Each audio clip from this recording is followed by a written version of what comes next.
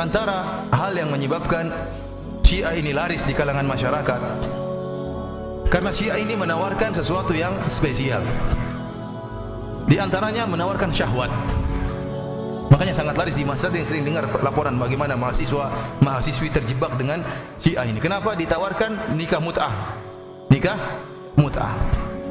Dan ini menyenangkan. Sudah nikah mut'ah, kawin kontrak, dapat pahala lagi. Bahkan menyebabkan masuk surga. Oleh karenanya mereka sebutkan dalam hadis-hadis mereka bahwasanya Rasulullah SAW bersabda, barang siapa yang mut'ah sekali, maka seperti kedudukannya siapa? Mungkin Husain. Yang 2 kali seperti siapa? Hasan. Yang mut'ah 3 kali seperti Ali bin Abi Thalib. Yang mut'ah 4 kali maka menyamai Nabi di surga. Luar biasa. Siapa yang tidak ngiler dengan seperti ini? Dan mut'ah ini, kalau kita baca buku-buku mereka, dan saya nukil dari buku mereka, luar biasa mut'ah ini. Benar-benar pengumbaran syahwat. Disebutkan oleh mereka, bolehnya mut'ah dengan wanita yang sudah menikah, dengan syarat tidak perlu bertanya apa dia sudah menikah atau belum. Dan ini kejadian yang parah yang pernah terjadi oleh seorang ulama besar dari orang-orang Syiah dari Irak. Jadi dia tatkala bermut'ah, dia shooting dengan HP dia. Ternyata HP-nya hilang. HP-nya hilang. Ketemukan oleh salah seorang. Dilihat dalam HP tersebut, ternyata imam ini sedang bermut'ah dengan istri temannya. Maka dia pun marah tatkala itu. Ya, karena memang dalam Syiah boleh bermut'ah dengan wanita istri orang lain dengan syarat enggak usah tanya-tanya. Lihat riwayatnya di sini. Qultu li Abi Abdullah alaihi salam, dari Aban bin Taghlib, dia berkata, aku bertanya kepada Abu Abdullah Ja'far As-Sadiq, inni akunu fi ba'dhi turuqat, aku suatu saat berada di sebagian jalan-jalan, fa ara al-mar'ata al-hasna, saya melihat seorang wanita yang sangat cantik, wala amanu an takuna dzata ba'lin, namun saya khawatir dia punya suami, au minal awahir, atau saya khawatir dia termasuk pezina. Apa kata jawaban imamnya Ja'far As-Sadiq alaihi salam? Laisa hadza alaik, ini bukan urusanmu. Tidak usah tanya-tanya. Sudah jalan aja, enggak usah tanya-tanya. Inna ma alaika an tusaddiqa fi nafsiha. Kau benarkan saja apa omongan dia. Kalau dia menyerahkan dirinya, sudah enggak usah tanya-tanya. Dalam riwayat yang lain, At-Tusi Ali bin Yaqin berkata, qultu li Abil Hasan alaihi salam, aku bertanya kepada Abil Hasan alaihi salam, nisa'u ahli Madinah, para wanita penduduk kota Madinah. Qala fawasiq, wanita-wanita fasik. Qultu afa atazawwaju minhunna, bolehkah aku menikahi mereka? Qala na'am, itu nikah mut'ah. Kata dia, wa mata arada ar-rajulu tazwijal mut'ah falaysa alaihi taftish. Kapan saja seorang lelaki ingin menikah mut'ah, maka enggak usah ngecek-ngecek. Enggak usah cek-cek, pokoknya jalan aja. Kecuali saya punya suami, ya itu kalau gitu mundur.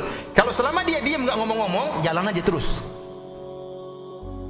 Lihat, bahkan yang tanya-tanya ditegur. Dalam riwayat yang lain dari Abu Abdullah alaihissalam, kata Muhammad bin Rashid, qultu inni tazawwajtu imra'atan mut'atan, aku menikahi seorang wanita dengan nikah mut'ah. Fa waqa'a fi nafsi anna laha zawjan, tiba-tiba dalam hatiku terbetik dia punya suami. Lagi sedang mut'ah ini, jangan-jangan ini wanita punya suami. Fa fatashtu an dzalik fa wajadtu laha zawjan, kemudian saya cek, ternyata dia punya suami. Sudah terlanjur saya mut'ahi. Apa kata imamnya? Walima fatashta, kenapa kau cek-cek? Dalam riwayat yang lain, walima sa'alaha, kenapa kau tanya dia punya suami atau tidak? Ini bukan kewajibanmu, tidak usah tanya. Subhanallah, ini perkara yang parah. Boleh mut'ah dengan wanita siapa saja, istri orang lain, selama kita tidak tahu dia punya apa? Suami. Dan tidak boleh cari tahu. Pokoknya kapan kenalan ajak mut'ah, dia mau, anggap saja dia tidak punya suami. Urusan dia punya suami atau tidak enggak, bukan urusan. Bahkan kalau nanya-nanya berarti bodoh, enggak usah nanya-nanya. Sudah jalan aja. Ini bukankah ini berarti pengumbaran syahwat? Istri orang diembat. Ya akhi, bagaimana kalau kita tahu ternyata teman kita mut'ah istri kita?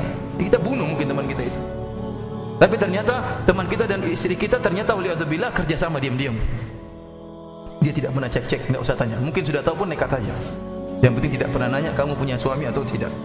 Kemudian juga di antara yang membuktikan bahwasanya nikah mut'ah merupakan pengumbaran syahwat, bolehnya mut'ah dengan wanita pezina dengan syarat tidak pernah melihat wanita tersebut sedang berzina. Ada riwayat sini. Syekh Al-Mufid dalam risalah Al-Mut'ah, dia meriwayatkan dari Al-Hasan bin Hurais, dia berkata, sa'altu Abu Abdullah, aku bertanya kepada Abu Abdullah alaihissalam, yaitu Ja'far As-Sadiq, fil mar'ati yuzna 'alaiha, tentang seorang wanita yang dizinahi. Ayutamattu biha, apakah boleh dimutahi wanita ini yang dizinai oleh orang lain? Apa jawaban sang imam? Qala ara'aita dzalik, apakah kau lihat dia berzina? Qultu la, aku tidak pernah lihat dia berzina. Cuma orang tahu dia ini apa? Pezina. walakinnaha turma bihi, akan tapi orang-orang menuduh dia sebagai apa? Pezina. Orang ini masyhur wanita pezina. Tapi pertanyaan imam, kau sudah pernah lihat dia berzina? Jawabannya belum. Qala na'am. Kalau belum pernah lihat, kau belum pernah lihat dia berzina, silakan bertamattu, bermut'ah dengannya. Ini dalil melazimkan kita boleh bermut'ah dengan wanita, seluruh wanita pezina, karena kita enggak pernah lihat wanita sedang itu berzina. Ya, kalau kita ketemu seorang waliyadzubillah bertemu dengan wanita pezina di hadapan bar, ya dia tidak sedang lihat dia berzina. Ya, selama belum pernah lihat dia berzina, boleh mut'ah sama dia. Melazimkan boleh mut'ah dengan seluruh apa? Pezina. Ini mengerikan seperti ini. Kemudian yang lebih canggih lagi, bolehnya mut'ah dengan sekali berhubungan saja atau 2 kali. Ulama Syiah, saya baca buku-buku mereka tentang masalah mut'ah. Tatkala ditanya, bolehkah seorang nikah mut'ah 1 jam 2 jam? Jawabannya enggak boleh. Kenapa tidak boleh? Karena mut'ah kan akad.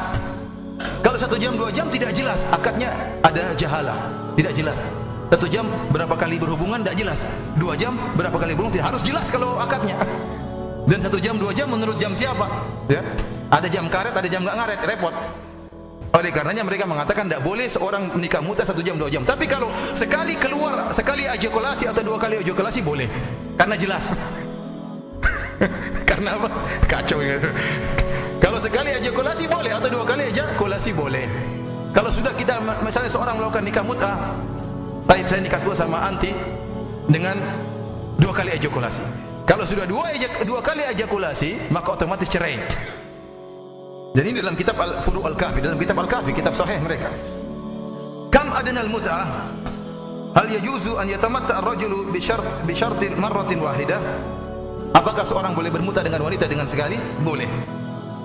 Dalam riwayat yang lain, sa'altu Abu Abdillah, aku bertanya kepada Ja'far As-Shadiq alaihi salam. Imam mereka seluruh perkataannya hadis. Anir rajul yatazawwajul mar'ata ala ardin wahid. Seorang laki menikahi seorang wanita dengan sekali tegang kemaluannya, sekali ejakulasi. Faqala la ba's. Tidak apa-apa jawabannya. Namun lihat jawaban peringatan dari sang imam. Boleh kamu mut'ah dengan sekali keluar ejakulasi. Namun ingat kata imam, walakin idza faraga falyuhawwil wajhahu wa la yanzur. Tapi kalau dia sudah selesai mut'ah sekali keluar, maka segera begitu keluar langsung balik muka, tidak boleh melihat wanita lagi. Kenapa? Karena statusnya langsung cerai dan sudah wanita ajnabiyah. Lucu atau tidak? Jadi baru langsung haram sekarang. Fikih kacau ini seperti ini. Jadi otomatis kalau sudah cerai kan berarti apa?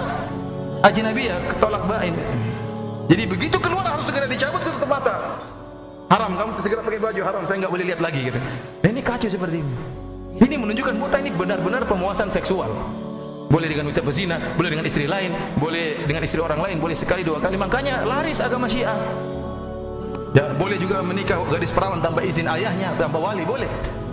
Dan yang lebih membuat orang-orang tertarik dengan masalah mut'ah, tadi pahala yang luar biasa.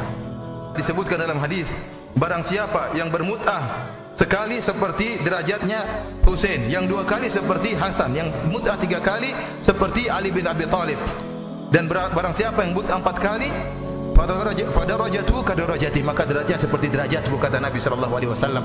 Dan ini bentuk penghinaan kepada Nabi dan Ahlul Bait.